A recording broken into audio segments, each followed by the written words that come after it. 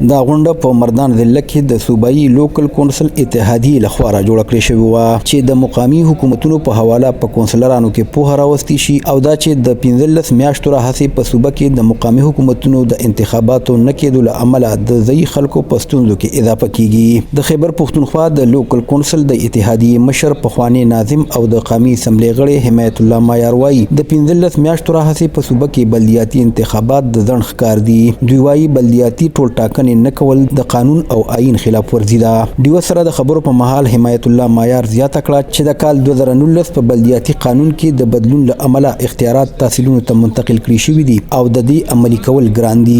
کوم نظام د چې په هغه کې ضلعي حکومتونه د سره ختم کړل او په هغه کې به دلته کې وي اډمنسټریشن چې به ضلعي په سطح باندې نو چې کله ډیپټي کمشنر او ضلعي افسران موجود دي هغه ځکه به د تحصیل حکومت څه اهمیت پاتې کیږي هغه ځکه به د نیبرهوډ او د ویلیج کونسل څه اهمیت پاتې کیږي. د خیبر پښتونخوا حکومت د کال 2014 په بلدیاتي قانون کې بدلون راوستي دي او تیر کال 2019 کې په دې قانون کې اختیارات تحصیلونو ته حواله کړي دي. په دې غونډه کې د صوبې د مختلفو برخو نه راغلي د سیاسي ګوندونو یونین کونسل تحصیل او ضلعي کونسلرانو ګډون وکړو. وینا کوونکو ویل چې په اگست کال 2019 کې مقامي حکومتونه ختم شوي دي او تر اوسه پورې په صوبه کې بیا بلدیاتي ټولټاکنې نه دي شوي چې له امله یې د صوبې په مختلفو برخو کې پرمختیایي کارونه هم د ځنډ ښکار دي. په غونډه کې شامل د ضلعي کونسل پخوانی غړی نصرت آرا بیګم وایي په دې بلدیاتي قانون کې ښځو ته کمه نمایندګي ورکړې شوې ده. دا چې کوم نوی نظام چې کوم ګورنمنت راوستل غواړي د کې تحصیل کونسل دی نو زه د کې دا غنم چې تحصیل کونسل کې داسې لکه د زنانو د لپاره داسې سپیس نشته. اول خو ویلیج کونسل او نیبرهوډ چې کم دی د کې سلور نشستونه دي. سلور نشستونو کې ماته تاسو وایي چې یو زنانه باغ سړو سره څنګه مقابله یو زنانه سیټ دی نو هغه به څنګه مقابله کوي چې آیا دومره هغې سره وسایل شته چې هغه الیکشن لړو کې او بیا چیرمن یا چیرپرسن.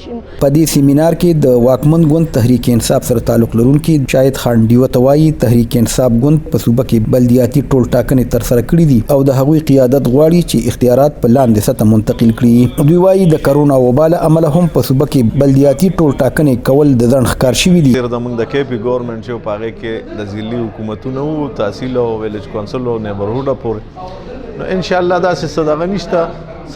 یو حالات دا دي چې اوس تاسو وینئ او موږ وینو چې کرونا کوم حالات جوړ کړي دي یا ورسره چې کوم په ملک نور داسې مسلې مسایل دي نو کمې واقع چې دی د لوکل ګورنمنټ د نظام کمې شته منګه محسوسو منګ سره د هغې احساس هم شته ورسره چې کوم دی حالاتو ته به هم ګورو چې یاره دا وخت د دې خبرو دپاره موضوع دی یا نه دی. تیره میاشت د پاکستان سترې محکمې سپریم کورټ هم د خیبر پښتونخوا حکومت ته خبرداری ورکړې وه چې د آئین مطابق په صوبه کې بلدیاتي انتخابات وکړي او جمهوریت ته وده ورکړي. پوهان وایي چې د مقامي حکومتونو په ذریعه نه یوازې د خلکو مسایل حل کیږي بلکې د دې په ذریعه سیاسي لیډرشپ هم مخې ته راځي. ریاض حسین، وایس اف امریکا، ډیوا، مردان.